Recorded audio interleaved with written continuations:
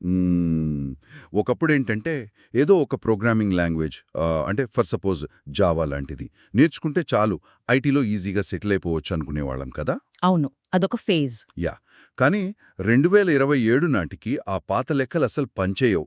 ఎందుకంటే కోడ్ రాయడం మాత్రమే కాదు, ఆ కోడ్ని రన్ చేసే ఇన్ఫ్రాస్ట్రక్చర్ అంతా ఇప్పుడు మల్టీ క్లౌడ్ ఇంకా ఏఐ చేతుల్లోకి వెళ్ళిపోతుంది. కరెక్ట్. సో ఈ కొత్త ప్రపంచంలోకి వెళ్ళాలంటే మన దగ్గర ఒక మ్యాప్ ఉండాలి కదా.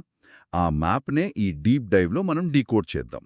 మన ముందున సోర్స్ మెటీరియల్ నరేష్ ఐటీ వాళ్ళు పబ్లిష్ చేసిన DevOps with multicloud with AI complete beginner road map.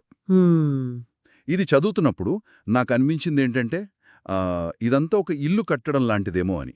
అంటే డెవాప్స్ అనేది మన దగ్గరున్న టూల్స్ ప్లాన్ అనుకుంటే, మల్టీ క్లౌడ్ అనేది ఆ ఇల్లు కట్టే స్థలం. ఓ, మంచి పోలిక. యా, ఇక ఏఐ అనేది ఆ ఇంటిని నడిపే స్మార్ట్ సిస్టమ్. కానీ నా డౌట్ ఏంటంటే ఈ మూడింటిని మనం విడివిడిగా కాకుండా ఇలా కలిపి ఎందుకు నేర్చుకోవాలి? ఆ ఇల్లు కట్టే పోలిక బాగుంది, కానీ దానికి ఇంకో డైమెన్షన్ యాడ్ చేద్దాం.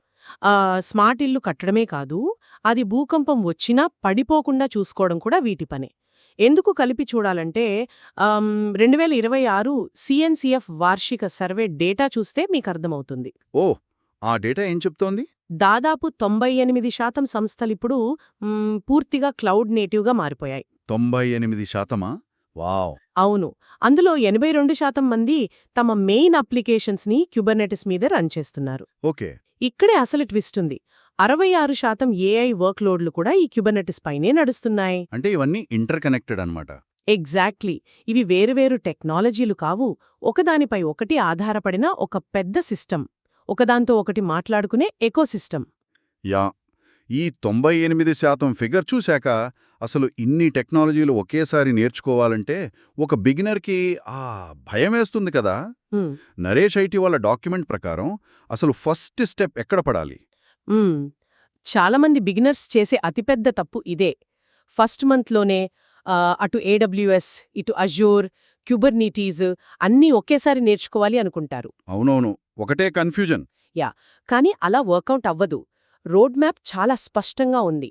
ఫస్ట్ బేసిక్స్ అంటే లైనెక్స్, నెట్వర్కింగ్ బేసిక్స్తో మొదలుపెట్టాలి.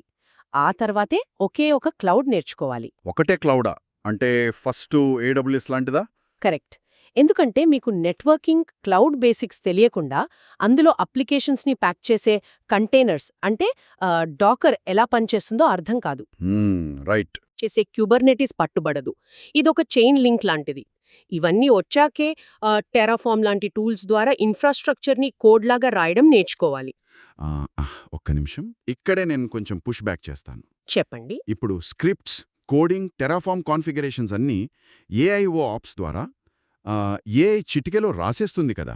ఏఐ టూల్స్ అన్నీ చేసేస్తున్నప్పుడు మళ్ళీ మనం కూర్చొని బ్యాష్, పైథాన్ నేర్చుకుని స్క్రిప్ట్స్ ఎందుకు రాయాలి? డైరెక్ట్గా ఏఐని వాడేయొచ్చు కదా. మళ్ళీ ఇందాకటి మీ ఇంటి పోలికనే తీసుకుందాం. ఏఐ మీకు ఆటోమేటిక్గా ఇటుకలు పేర్చి, సిమెంట్ పూసి ఇల్లు కట్టి ఇవ్వచ్చు. యా, కానీ ఆ ఫౌండేషన్ సరిగ్గా ఉందో లేదో, గోడలు వంకరగా ఉన్నాయో లేదో చెక్ చేయాల్సింది మీరే కదా. ఏఐ అనేది జస్ట్ ఒక అసిస్టెంట్ మాత్రమే. ఓ, అంటే గుడ్డిగా నమ్మకూడదు. అస్సలు నమ్మకూడదు. అదిచ్చే ఆటోమేషన్ కమాండ్ని ప్రొడక్షన్లో వాడే ముందు ఇంజనీర్ తన లాజిక్తో దాన్ని చెక్ చేయాలి కదా.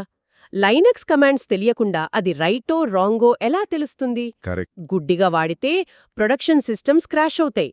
అందుకే ముందు బేస్ స్ట్రాంగ్ చేసుకోండి, ఆ తర్వాత స్పీడ్ పెంచడానికి ఏఐ వాడండి. పాయింటే. థియరీ బానే ఉంది కానీ ఇంటర్వ్యూకి వెళ్ళినప్పుడు నువ్వు పర్సనల్గా ఏడబ్ల్యూఎస్లో ఏం చేశావు అని అడిగితే మనం కేవలం థియరీ చెప్పలేం కదా. ప్రాక్టికల్ ప్రాజెక్ట్స్ గురించి రోడ్ మ్యాప్లో ఏం చెప్పారు? నరేష్ ఐటీ వాళ్ల రిపోర్ట్లో ఒక ఇంట్రెస్టింగ్ పాయింట్ హైలైట్ చేశారు. వాళ్ల డేటా ప్రకారం 2027లో జాబ్ కొట్టాలంటే ఒక సక్సెస్ ఫార్ములా ఉందట. ఓ యా, కేవలం 25% థ్యోరీ, కానీ 40% హ్యాండ్స్ ఆన్ ప్రాక్టీస్ ఉండాలి, 15% ప్రాజెక్ట్స్ ఉండాలి. 40%? అవును. ఊరిగే వీడియోలు చూస్తూ కూర్చుంటే ప్రయోజనం లేదు.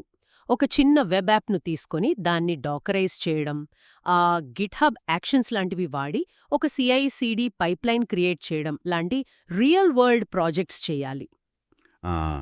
ఈ CI/CD పైప్లైన్ అంటే బేసిక్గా మనం రాసిన కోడ్ని ఆటోమేటిక్గా టెస్ట్ చేసి ఎలాంటి ఎర్రర్స్ లేకుండా నేరుగా లైవ్ ప్రొడక్షన్లోకి పంపించే ఒక ఆటోమేటెడ్ అసెంబ్లీ లైన్ అనుకోవచ్చా? సినారియోస్ని ప్రాక్టీస్ చేయాలి. నేరేష్ ఐటీ వాళ్ళు తమ ట్రైనింగ్ ప్రోగ్రాంలో ఈ స్ట్రక్చర్నే ఫాలో అవుతున్నారు. ఓకే. రియల్ టైమ్ ప్రాజెక్ట్స్ని ఇండస్ట్రీ ఎక్స్పర్ట్స్తో చేయించడం, ఏ టైంలో అయినా ప్రాక్టీస్ చేసుకోవడానికి 24/7 సపోర్ట్ ఇవ్వడం లాంటివి బిగినర్స్కి చాలా కాన్ఫిడెన్స్నిస్తాయి. ఒక స్ట్రక్చర్డ్ పాత్వే ఉంటే భయపెట్టే టెక్నాలజీలన్నీ లాజికల్గా చాలా ఈజీగా అర్థమవుతాయి. రైట్. అంటే సరైన గైడెన్స్ ఉంటే బిగినర్స్ భయపడాల్సిన పనిలేదన్నమాట. ఇదంతా చూశాక నాకు ఆలోచన వస్తుంది. ఏంటది? ఇప్పుడు సిస్టమ్ ఎర్రర్స్ పసిగట్టడానికి, కోడ్ జనరేట్ చేయడానికి, కొత్త రీసోర్సెస్ క్రియేట్ చేయడానికి మనం ఇప్పటికే వాడేస్తున్నాం కదా. అవును. మరి ఫ్యూచర్లో ఈ డెవాప్స్ ఇంజనీర్ అనే వ్యక్తి ఇల్లు కట్టే కేవలం ఒక ఇన్ఫ్రాస్ట్రక్చర్ బిల్డర్గానే మిగిలిపోతాడా, లేక ఆ స్మార్ట్ ఇంటి సిస్టమ్స్ అన్నీ కంట్రోల్ చేస్తూ కూర్చునే ఒక AI మేనేజర్గా పూర్తిగా మారిపోతాడా? ఆలోచించండి.